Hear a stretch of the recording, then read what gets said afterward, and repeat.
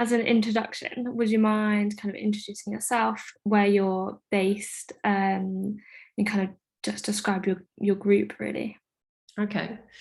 So my name is Emma Harris, and I am a team leader at the Institute of Cancer Research. I am based in Sutton, and my team are based in the Centre for Cancer Imaging. The team are a group of quite multidisciplinary people. So we have 3 PhD students and 4 postdocs, and a third of a biologist in the team. And so we have quite a few, so I would say quite a few of us are physicists. So I am a physicist, and I started off in radiotherapy physics, but probably about 10 to 15 years ago, I started to use ultrasound more and more. So now kind of specializing between ultrasound and radiotherapy. And the other members of the team might be bioengineering. We've also got a biology student and a postdoc who has come from chemical engineering and bioengineering. And yeah, so we are based mainly within the Institute of Cancer Research. Oh, and there's another postdoc, sorry, joining in October, and she will be more based within the hospital. So we have projects that are kind of ongoing within the Centre for Cancer Imaging, which tend to be more preclinical imaging. And we have projects that are going on in the hospital based around the radiotherapy department. That's really interesting. So you don't have any clinicians directly in your team then, but do you work with clinicians kind of almost in collaboration on some of your more clinical projects? Yeah, so I mean, I work not only with, so I work with a few doctors, they're mainly oncologists. Yeah. So all of the projects are around guiding radiotherapy in the clinic. And we also work with radiographers and on those projects as well. So our partners, we have radiographer partners as well. And we will, we won't, I am supervising, if you like, some MD Res students. And one MD Res student is actually also starting in October, which will be directly working on one of my projects. Yeah. So we don't have any clinicians in the team, but they're kind of periphery to the team, if you like. It's quite interesting. And do you see a difference in the way ideas come about and the way people think depending on their background? That's a good idea. Not really. I don't think so. It's interesting. It's a good question, but I think I think most people are quite scientifically curious. Yeah. And therefore they all have the same level of scientific curiosity, and I think they all have their own attention to detail within their own fields. Yeah. Yeah, I mean, I think I don't really see any difference, say, between Hannah, who's a biologist, and Dana, who's a bioengineer. They both approach their projects in the same kind of methodical and thoughtful way. Yeah. When I'm working with the clinicians and the radiographers, obviously they have a lot more input in terms of, how we do this practically within the clinic. And so obviously their insight into that is really, really important, and you couldn't do it without them. So yeah, I think that's, and it's interesting that they are probably initially more focused on the practical, how can we do this? Whereas maybe PhD students, or scientific PhD students, will go off and read around the subject for for a month first. So yeah, maybe the approach is slightly more practical within the clinic. But I think that's because people are used to delivering faster. Yeah. And they don't have the luxury of time that we do when maybe if you're a PhD student, you can go off and analyze it a bit more. Yeah, and I guess with clinicians, as you said, they're already thinking about, okay, can we logistically do this? How is this going to work?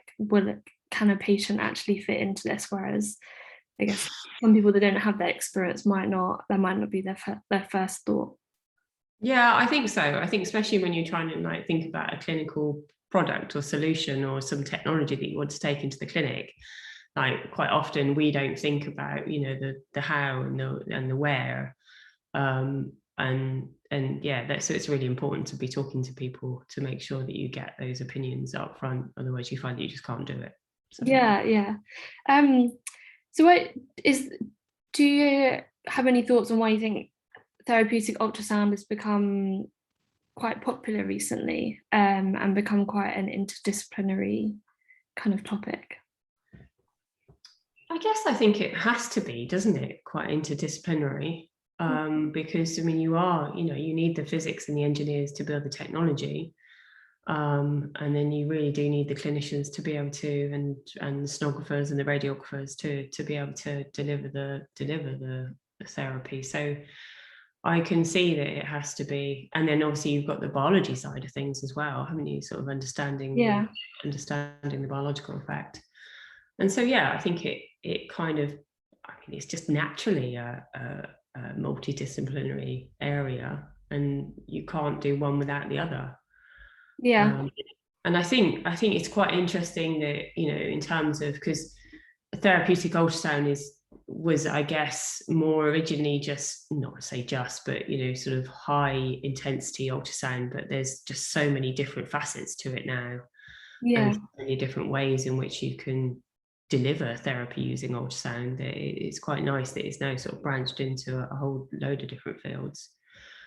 Why is there more interest in it? Because it's useful, I guess. People are realizing that. Yeah. Yeah, I guess you kind of briefly touched on that. I guess you can use it for therapy itself, guiding other therapies, and there's quite a range of applications which are kind of coming to light, and people are Yeah, and I think that's the other thing that, I mean, maybe another reason why therapeutic ultrasound is gaining interest is because, you know, we've reached, if you like, the levels of kind of sophistication in the more traditional therapies that we've got within cancer, so surgery, radiotherapy, and chemotherapy. Definitely, we're kind of topping out, if you like, it, making this as effective as possible. So a really good example is where I'm interested in. So radiotherapy, you can only put so much dose in without harming normal tissue. Yeah. And you know, so you really are interested in having localized therapies that, you know, obviously radiotherapy is also localized, but it's not as localized as we like. To have another localized therapy that might allow you to basically reduce the dose of the radiotherapy, and then the two of them can work together. And I think that's also why it's gaining popularity, is because we're seeing that, you know, ultrasound therapy can help you deliver drugs, and ultrasound therapy can, you know, improve, well, potentially surgery as well. So you can combine surgery. So yeah, I think that's probably where it's going to become really useful and interesting in the next sort of decade or so. Yeah. And is that your kind of biggest project that you're working on at the moment, kind of using ultrasound with radiotherapy? Yeah, so a lot of the work that I've been doing has been concentrating on using ultrasound to either guide radiation therapy. So those are our clinical projects. So that's literally just looking at the anatomy and saying, well, where is the anatomy, and can we focus the radiotherapy closer? Then another strand of my research is actually using ultrasound to assess the response of tumours to radiation therapy. So to understand if we can see response quicker than maybe the tumour shrinking. So see if we can see signals at an early time point that would allow clinicians to see whether therapy was working or not. And also possibly to select patients for therapy, you know, to look at the regions of hypoxia or just structures of tumours. And so we're looking at 3 different ultrasound techniques. So there's probably sort of ultrasound backscatter spectroscopy, elastography, and then also contrast enhanced ultrasound. So trying to combine those techniques to get the full picture of the tumour, if you like, before and during radiotherapy. And then another smaller project, at the moment we've only got Hannah working on it, and she's supported by postdoc John Shivali and Carol Box, the biologist, the third of the biologists. And she's actually looking at using bubbles to, well, as basically that sort of additional targeted therapy to the endothelium prior to radiation therapy, so that people have reported a synergistic effect. So if you target pretty low intensity ultrasound and bubbles to the tumors prior to radiotherapy, then you get a lot more cell kill for the same amount of radiation. So we're investigating that at the moment as well. Yeah, that's really interesting. It kind of seems like it's leading into this new era of more personalized therapy in cancer treatment.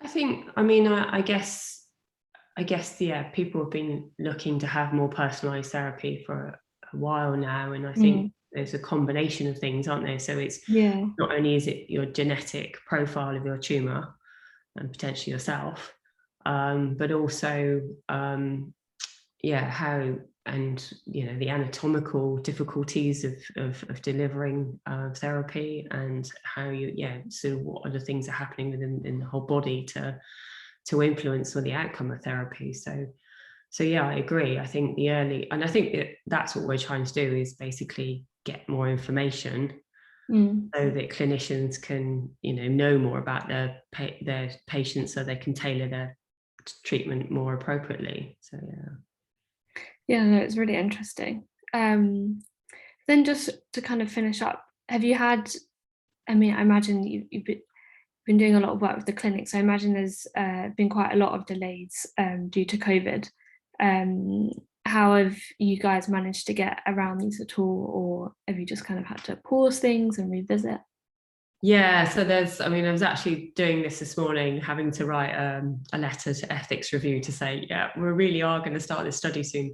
But we had some delays. So basically two clinical studies that were going to be started last year were never started. And I think as well, I mean, also because it's not just delays within the clinic. It's also delays because people weren't at home. People were at home and furloughed for a while in the university as well, and then my access to the university and to the hospital has also been reduced. So really, we have had to kind of put them back, almost a year or more. One of the projects. So yeah, that's been sort of disappointing in some ways, but obviously, things, the pandemic takes a priority, and clinicians have been working really hard. The rate, I think as well, I think not only have people been having to deal with COVID, but now within departments like the radiotherapy departments, they're now having to catch up on what they missed.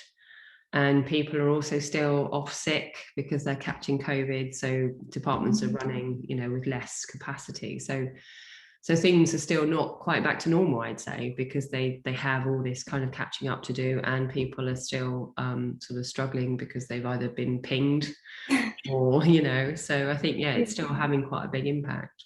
Yeah, I agree with that. It's not really back to how it was at all. And things are a lot slower than normal. I think we all just have to appreciate that and kind of work around it as best as we can, really.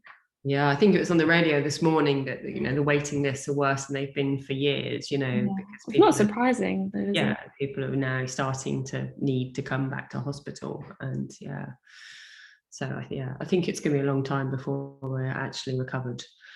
Yeah. Okay, well, let's leave that there. Thank you very much for the interview.